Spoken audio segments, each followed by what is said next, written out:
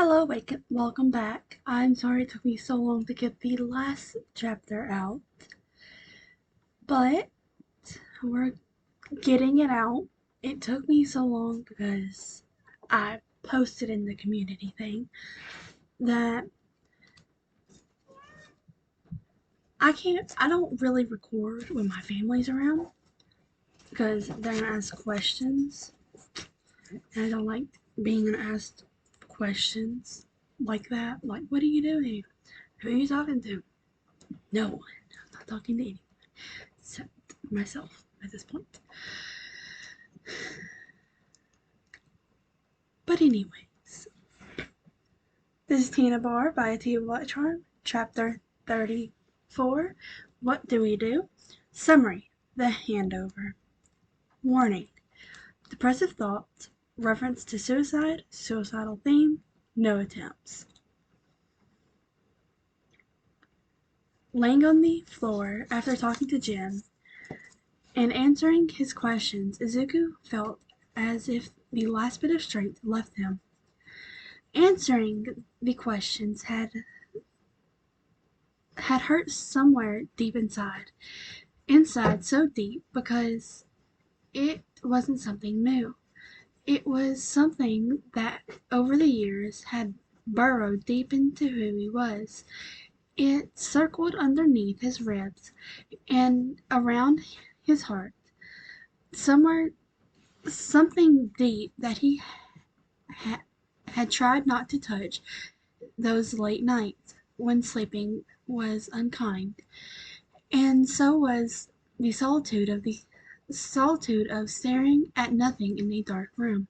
The dark thing grew over the years, thriving on things that hurt, that weighed him down. So answering Jin's questions had been spoken softly that so answering Jin's questions that had been spoken softly with care that Izuku still felt unused to after unused to after all this time in the bar. It had felt like bringing something rough and painful out for all of them to see. Something ugly he sure would have made Jin move away from beside him, or surely create a tension in the air that would crush him where he laid. But that didn't happen. Jin didn't move away. Instead, he moved closer until Izuku felt pressure on his arm. It was warm, and Jin's voice sounded the same when he asked the next question, still with care. Jin understood. He understood. Izuku liked how Jin stayed beside him as he cried. Jin stayed beside Izuku long after the boy's tears ran out, and he fell asleep. He was the one who he was the one to pick him up and laid him on the couch. For a few moments he looked at the freckled face with dark circles that stood out more after crying. He looked at the gloved hands that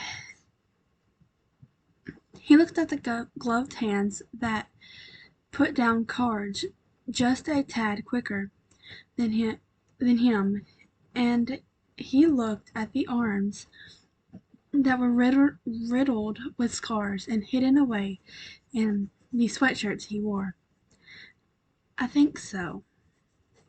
Those words Izuku with replied with when he asked. Suicide was not something Jin was unfamiliar with, having watched his clones kill each other, each claiming to be the original, made him feel very familiar with the idea.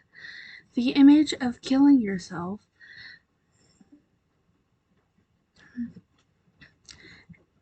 every time he looked in the mirror, he really Every time he looked in the mirror, he really did see the face of someone that died too many times at their own hands. The staples in the middle of his forehead were a very clear reminder of that. But now that he knew cut but now that he had a new cut on his face slowly healing, that got him in the midst of the fight where it in the end it was the teen boy who was a hero student that saved him. The boy who didn't seem bothered by the other's voice or by his face, who didn't yell at him to leave the room when he had came in, who hadn't gotten annoyed that he was frittering around him. A boy who even made him sit down and later play cards with him, who didn't mind being so close to him, a man with a mind that seemed to be pulled apart from each other on bad days. Jen wished that the question he had asked hadn't come so easy to his mind, that Izuku's actions wouldn't keep reminding him of his own actions, of how he caringly got close to the people who could have killed him with ease. He didn't like Izuku's answer was a surprise. The next day, Izuku didn't get up from the couch. Even when he had woken up long before everyone, he didn't make it known to the others. His face was hidden in the cushion, and underneath the blanket that Spinner had covered Izuku in. Offers of food went unanswered, and so did other comments.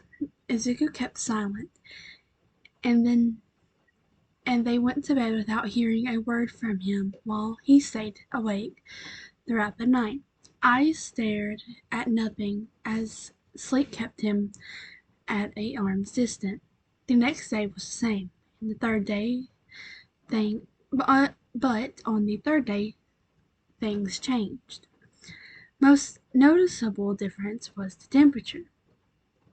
It was hot, and the old C unit had broken sometime during the night, leaving them awake and uncomfortably hot. That morning when they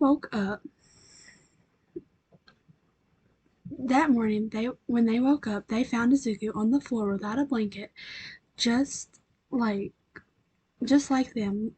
He looked uncomfortable too.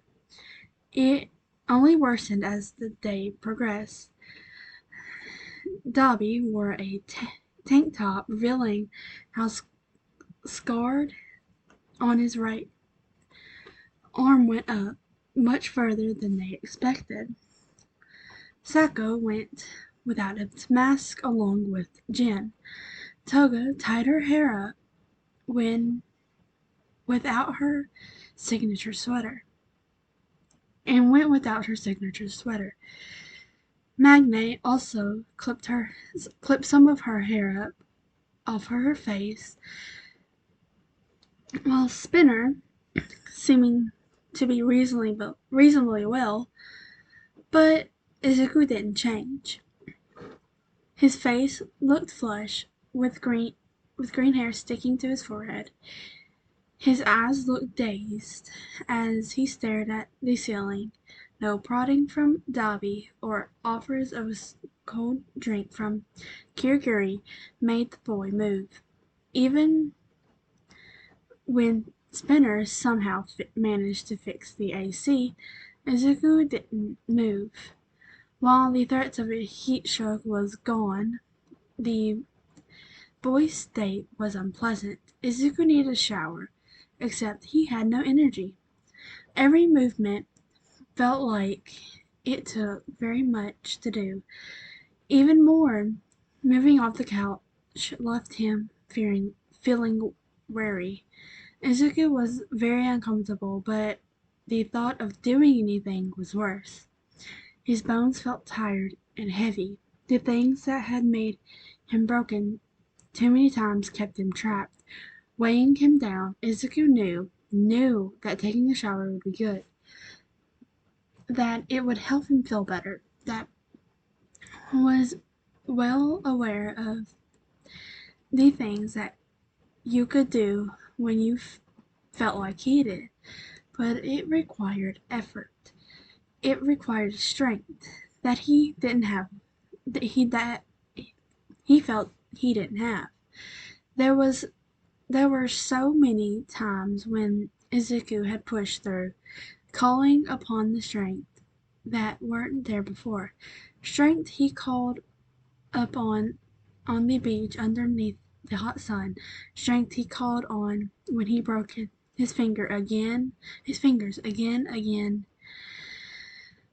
just hoping just hoping a boy would stop holding back. Strength he up on called up to preventing Stain from killing anyone else in the dirty, bloody alley. But now it was getting up to take a shower that stopped him. The thought of that made it seem much harder. He it made him feel pathetic. But before Zuko could dwell on his inability to do something as simple as getting up, there was suddenly a face in his line of vision, familiar yellow eyes looking down at him. Izuku, Toga said. He couldn't help but feel his focus sharpen at the lack of the coon. Toga had added that, but he felt his focus sharpen at the lack of coon, as Toga had always added to his name. Do you want to take a shower? Izuku couldn't explain how a simple question made his chest clench, how it caused so much turmoil in his mind, and again, simple things felt like a huge challenge to him at the moment. Even speaking felt daunting. It it all just felt like too much. Except those eyes kept looking at him. Her sincerity was obvious to him, and he wanted to take a shower.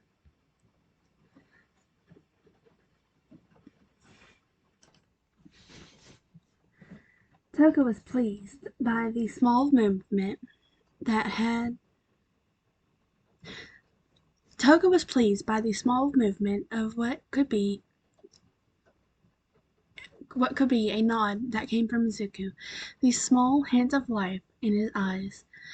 She was worried, wondering what was going on in his head, wondering if he had given up or just needed a push, so she went over and asked him a question. He hadn't given up, as she thought when he nodded. Do you need help? She asked, and she saw the shame in Izuku's eyes. It made her angry. Izuku shouldn't be ashamed. He shouldn't never feel ashamed for how he felt right now. It's okay if you do, she said quickly. I can help you get up. I'm strong, just like you, Izuku. She still smiled when she saw Izuku's tears at her last comment. A few minutes later, the others watched as Toga helped Izuku off the floor. She had no issue supporting his weight, and none of them commented how much Izuku leaned against her. Instead, Toga kept smiling and looked at Kirigiri. Giri, can you make sure there's a towel and a change of clothes for Izuku-kun in the bathroom? He's gonna need it after showering. Of course, Kirigiri said down before setting off to get those materials. Then then then Toga and Izuku walked towards the bathroom. Along the way, he seemed to support himself more, although still unsteady. When the shower came to sight, Izuku didn't need Toga to support him as much. The hardest thing had been getting past the shame he that felt when he needed to ask for help. But Toga had said that she was strong like him. Strong. She thinks I'm strong. Those words were different from what he had heard all his life. Weak, freak, disgusting, deformed, useless, Deku. The word seemed to be integrated in him into his very bones. He was just dead. A small poke to his forehead reminded where he was, and he looked at Toga, who was pouting.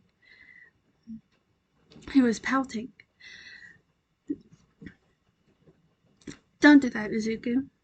Don't go back inside and get trapped again. I don't like it when those green eyes of yours go dull. You still need a shower, unless you need help with that, too. Izuku felt his face heat up at her last comment, and he quickly shook his head, which made Toga laugh. Alright, hop to it. I already put water on, so it it should be warm. Call any of us if you need something, she said, before nudging him deeper into the bathroom. As she walked out and let the door close. Izuku looked at the door she just closed. She's treating me the same, even after what I said before, he thought. What with Izuku? With that, Izuku took his clothes off, ridding himself of the clothes that definitely needed to be washed, and stepped into the steam of warm water. He stood there. He didn't know how long he stood under the shower head, letting the water soak his hair and flow down his back. He looked at the individual drops that came from his fingers, his hand feeling less tense under the running warm water. When he closed his eyes, he was reminded of rain, and imagined what it would be like standing outside when it rained and do nothing, to let every drop of water soak him to his very bones. The thought of letting water wash him away crossed his mind before he opened his eyes and started to use the soap. When it was a sort of a pleased thought, in a way, letting the rain take away the exhaustion from his body, any pain going along with it. If he was lucky, he didn't, but he wasn't lucky. And thought like this tend to almost him. But he wasn't lucky. Any thought like these tend to almost always circle back to cruel thoughts if he let it continue. Instead, Zuko let himself focus on the soap bubbles on his freckled skin. that were washing away down the drain, leaving a floral scent behind. Once the soap was gone, he gave the same treatment to his hair, and again let himself simply stand with with his eyes closed underneath the water. The darkness behind his eyelids and the sound could be rain almost threatening to swallow him whole, but eventually he opened his eyes once again and turned off the water. Stepping out, he quickly dried himself and changed into the clothes Kirigiri set up for him. A soft hoodie that was a pale blue, black sweatpants and gloves to keep his hands from aching once the warmth went away. He tried to make sure that it was before the weariness he felt came back would settle on his shoulders again, a familiar sensation that always found its way home to him. He was used to he was used to that every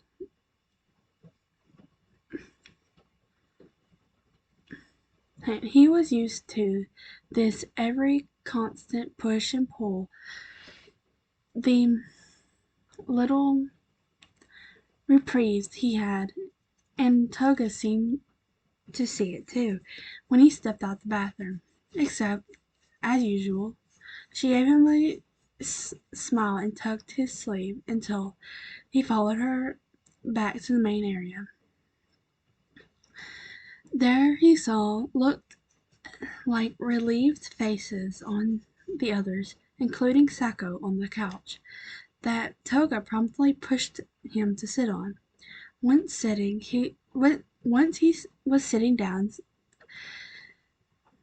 Sako grabbed the towel resting on around Izuku's neck and brought it back to his hair that was still dripping. My, Izuku, your hair is really wilder than mine, the man said, amused. But Izuku didn't respond. Once again his eyes felt heavy and let himself feel the soft towel that pat his head and gentle fingers to attempt to untangle his curls. Sako didn't seem to mind, but once again Izuku let himself drift off. Later, when the sun went down and it was late, the members of the league were gathered at were gathered at a booth. Izuku was still laying on the couch with slightly damped curls. Spinner sitting next to Tomura on the other side of the booth, while the other Magnate and Davi sat next to each other. Toga and Sako were standing at the other end with Kirigiri. Jin, however, was sitting on the seat next to the couch where Izuku slept. He insisted being near the boy, and no one objected. What if he keeps laying there? Spinner asked, looking over at the couch. Tomura sighed and let his head fall into his gloved hands. I don't think he really sleeps except right now. And that was after 2 days. He isn't going to get up despite wanting to. What are we supposed to do? He was doing okay until a little while ago. It just keeps on keeps on getting worse, and from the looks of it, you all heard what he said. From the looks of it, Dobby frowned. You all heard what he said to Jen. He's suicidal. How are we supposed to take care of a suicidal kid? We can't. All all heads turned to Jen. All heads turned to Magne, who had taken off her shades and rubbed her eyes. I'm stating the obvious. When I said that Izuku was severely depressed, I think we all know it's something he's been dealing with for years and hasn't gotten treated. He's suicidal, and yeah, he hasn't made an effort to kill himself yet, but you had heard what he said. He had thought about it. The way he acts, I think it's only a matter of time before he actually managed to get himself killed. She looked at them with a serious face in her eyes in plain view. He needs professional help that we can't give him. None of them could say she was wrong. Every word of hers rang true. They had somehow in they had somehow unexpectedly ended providing safe space for Izuku, a place where the pretentious of being a hero wasn't there, and his poor excuse of a mom couldn't abuse him with harsh words. They made him laugh and let him cry without judgment because who the heck were they to judge? While that helped Izuku, while that helped Izuku so much quieter than before, the danger lack of care from him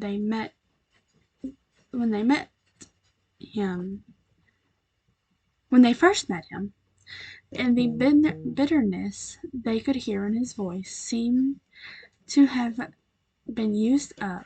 They didn't know what to do. Sako knocked his hand on the table to draw their attentions. We can talk to Izuku's teacher, Eraserhead. He's a hero and seemed to care for Izuku. Surely he can get him the help he needs.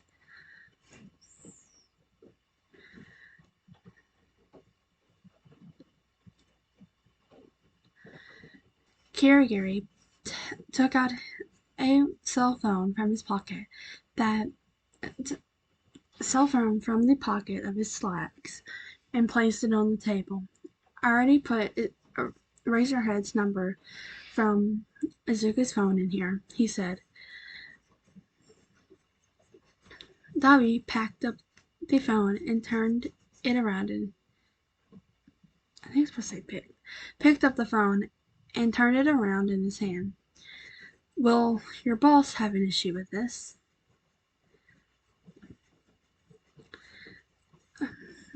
Both Kirigiri and Tomura looked towards the TV, looked towards the television, and saw the red light was on. No, I don't think has an issue with this. It took a while. He was looking over some paperwork that Shota buzzed. Sorry. It took a while. He looked over some paperwork that Shota's phone buzzed. He wondered if it was another message from Izuku and instantly saw the message. It was from an unknown number. Unknown. You'll take care of him, right? Eraserhead. Who is this? Unknown. You'll take care of Izuku. All that at that message, Aizawa froze. The only person that he could think of that could ask him that question like that was the League. The League was texting him. While he tried to push the aside of anxiety throat that crept up his throat at the meaning of their question, he replied, "Of course I will." He was sitting on the floor again. It was a gray place. It was the gray place again. He looked up and saw 8 people that in front of him. Two of them Two of them were still far off to the side, and he could see the 6 of them clearly. They were all bowing. "We were sorry, Izuku," the woman with the beauty mark said. "We're sorry for making you feel like you didn't have a choice. It was our fault that you feel like this." Izuku stared at them with soul eyes. Their fault? Their fault he couldn't sleep and stare at nothing. Their fault that he felt weak and had to have help getting off the floor. Their fault that he felt pathetic and ashamed. How could it be their fault when he felt like that long before All for One passed down, had before having pulse All for One, not All for One, One for All, passed down to him? "You're wrong," Izuku said. He said, and he saw all of them lift their heads and look at him in confusion. This is how I feel. Nothing you can do about it."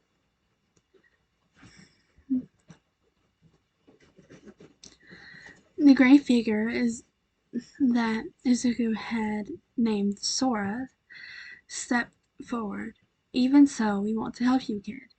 You have a bunch of buddies worried in the bar, trying to figure out how to help you."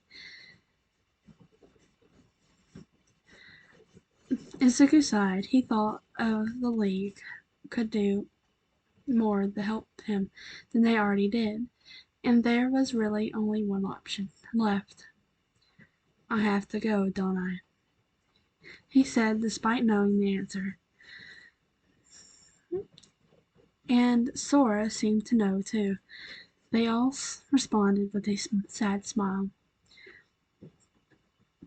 Izuku took another look at the pass holders, and he took a deep breath, letting the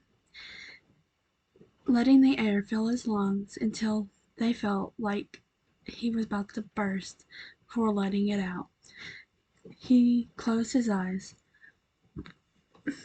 When he opened them, he saw red eyes close to his face, and he could feel his hands supporting him while his head rested on somebody's chest.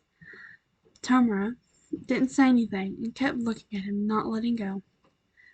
"It's time for me to leave, isn't it, Tamara?"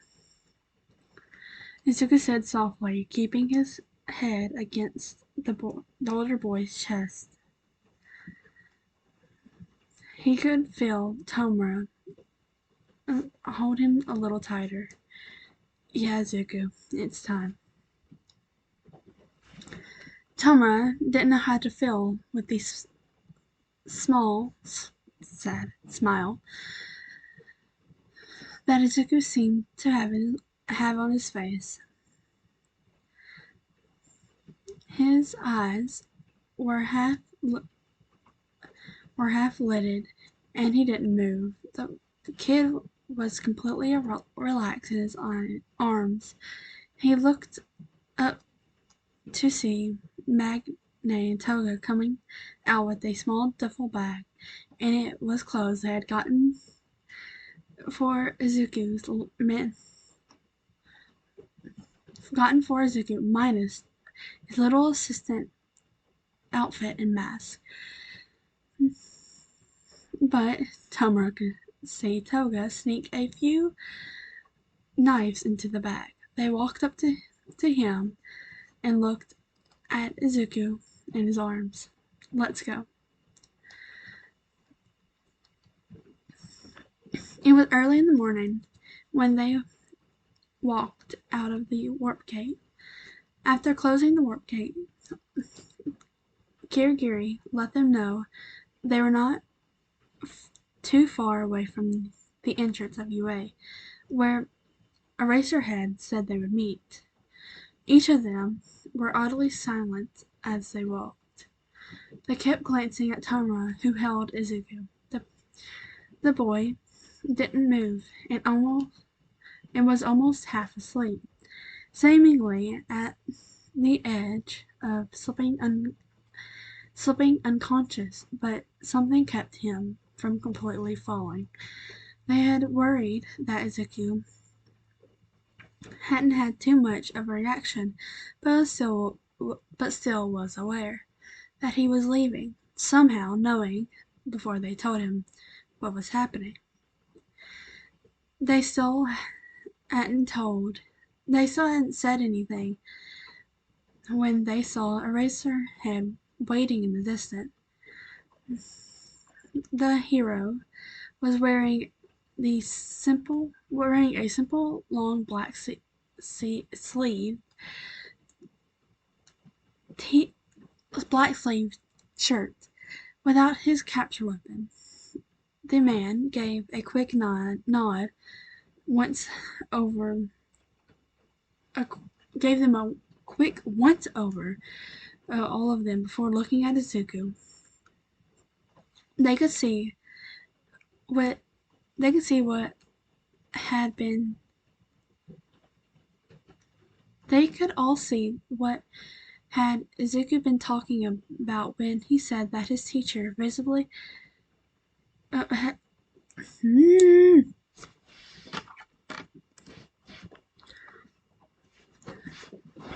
they could all see what had Izuku been talking about when he said their teacher cared from the visible relief on the man's face when he looked at Izuku.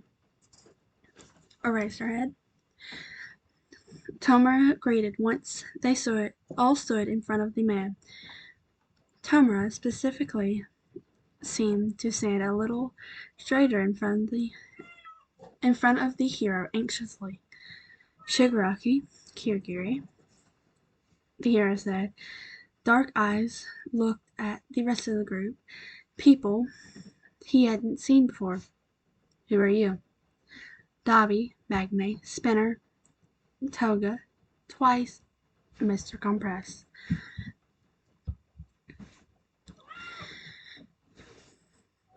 After this simple, short introduction, Eraserhead nodded his head and simply didn't say anything else. There was an odd sort of tension, which Toga promptly broke. She took off the strap of the duffel bag she had been holding and held it out for Eraserhead. Here is Izuku-kun's clothes and gloves for his hands. It's all clean and comfy, so you don't have to worry about washing them. His sketchbook is in there too. There are some knives in there, so be careful. Izuku-kun wouldn't be too happy if you cut yourself on one of them, she said. Eraserhead grabbed the strap and settled it on his shoulder. He looked at Toga, a bit odd, but said, "Thanks, I'll be careful." Then all that were left to do was hand Izuku over. They were hesitant. Their hesitance must have been clear, because Eraserhead sighed. You know you can see Izuku again. I'm not going to try to keep him away from you. That wouldn't be logical. considering the closest relationship he has with you. Tomura looked at him in surprise, because he would have never guessed the man he had almost killed to tell him he would be able to see one of his students again. Really? Yes, we will have to talk about it more later, but this isn't this isn't goodbye. Not really.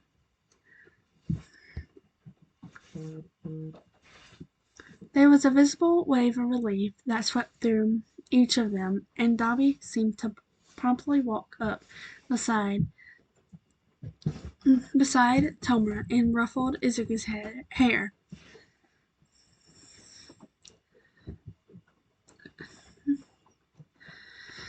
See you later, princess. Dobby and the others chuckled when they heard an unintelligible mumble from the kid. When then Toga came up to Izuku and Izuku gave Izuku's forehead a quick kiss, while Mr. Compress came up and seemed to take out the marble necklace Izuku wore, so that it was resting outside of the outside of the hoodie.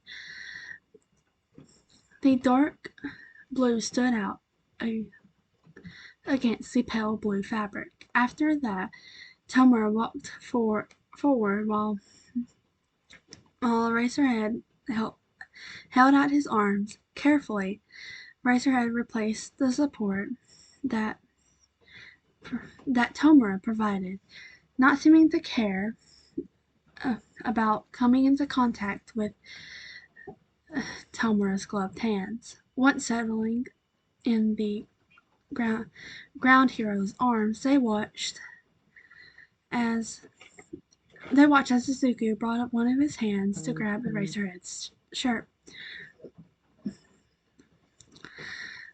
Dobby snickered at the action, while Spinner elbowed him in the rib. When he fully secured in his grip, Eraserhead looked at the League of Villains. Thank you. Tomura huffed. Take care of him. Then Eraserhead simply nodded before turning around and started to walk towards the entrance of UA. The League watched him until he passed the barrier. At that, the villains turned around and walked into the warp gate Kirigiri opened. As 8 villains walked into the bar, an underground hero carried a former missing hero student back onto campus. Although the League weren't hesitant to grab Izuku, wouldn't hesitate to grab Izuku and make him drink the tea if needed. Well, they'll make sure to leave the tea making to Kirigiri.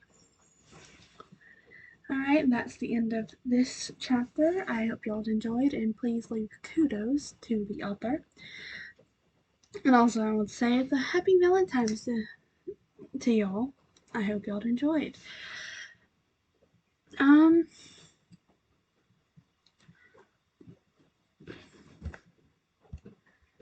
I don't know when I'll start back up on the other one I was working on. I